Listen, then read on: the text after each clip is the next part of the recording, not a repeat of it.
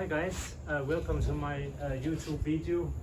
Today I would like to compare the Africa Twin. So I won't go too much into specifications. I think you can easily find them once on the internet everywhere. I more like make this video about my riding experience with those two bikes.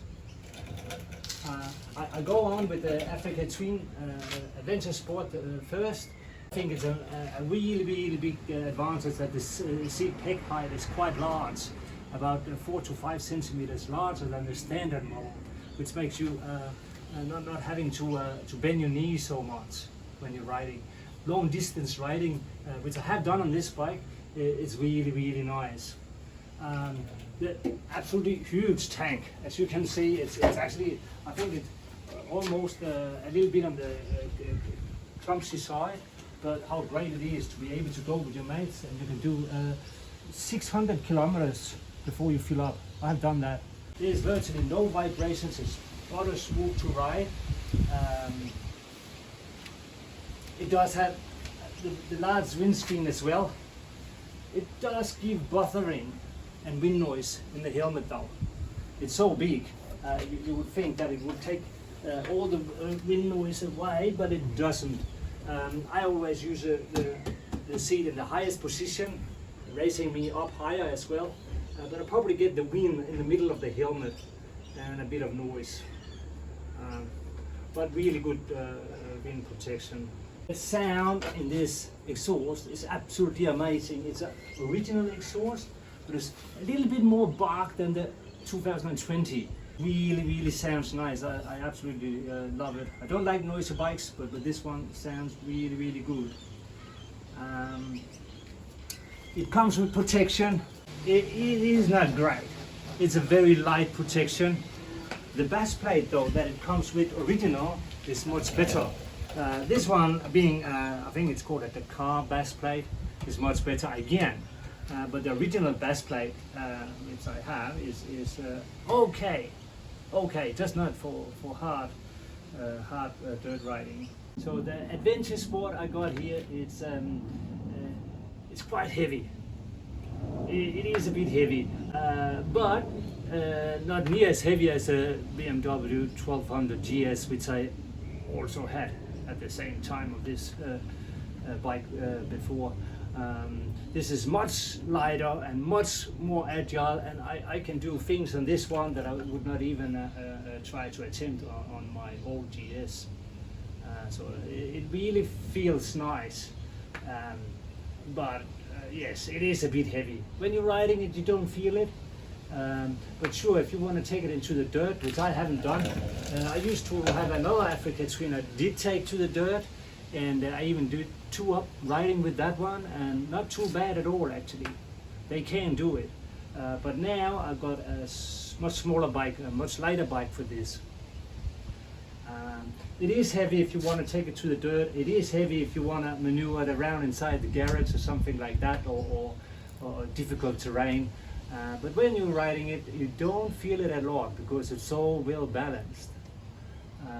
I spoke before in the beginning of the video about my seat peg distance. I actually just measured it for you. It's 56 centimeters compared to the new one, which is 52.5. So we're talking 3.5 to 4 centimeters difference, and you do feel that. So now I want to talk about the Africa Twin 2020 model and what the bike that is so too. Very similar to the 19 model, but with a lot of changes. Some of the changes that I really wanted, and I got this bike for, was the cruise control. It works absolutely fantastic. Okay, works really well, and the CarPlay, which have showed up too, that I personally don't use that as much as I thought I would, because there's a whole lot of I do not know. I don't need to listen to music and stuff like that when I ride my bike. But it's there, and I like it. Fortunately, on this model, you have to, because I got an iPhone, so you have to connect it with a cable. You have to connect it with a cable to your iPhone, and I find that a little bit silly. If you, on the other hand, have an Android, you can do it by Bluetooth. But that is to have this huge screen up here. I mean, yes, it's nice it's there though. As I said, I haven't used it as much as I thought I would, but who knows what's going to happen in the future. This bike is 1100 cc, as you all know. It has a noticeable more power. It takes the gears better. I can change gears earlier and it takes it without complaining. Better than the 19 model. There is more power in it. It's not a whole lot, but it does go better. The sound in this one is much quieter. Okay, so you don't have this beautiful sound as you got in the 19 model. It's as smooth. I got more power. It's a great bike too. There is a little bit of vibrations in it though, and I found that I'm not the only person that's saying this. You can feel it in the Footpegs, particularly in the left Footpegs. I know it's not my chain that is too tight or not looped or anything like that. Everything is right on this bike. There is a small vibration in the Footpegs where the yeah, you just say in 2020, you possibly you got used to not having vibrations. If I didn't have the 19 to compare with, I probably wouldn't have mentioned it. But it's there. It's there, and it's a little bit disappointing, I thought. The screen works quite well. It's very low compared to the 19 model, but it actually works quite well. And I don't think the buffeting, the wind noise in the helmet is about the same. But you do get more protection from the 19 being so higher. But the wind noise is still there. Yeah.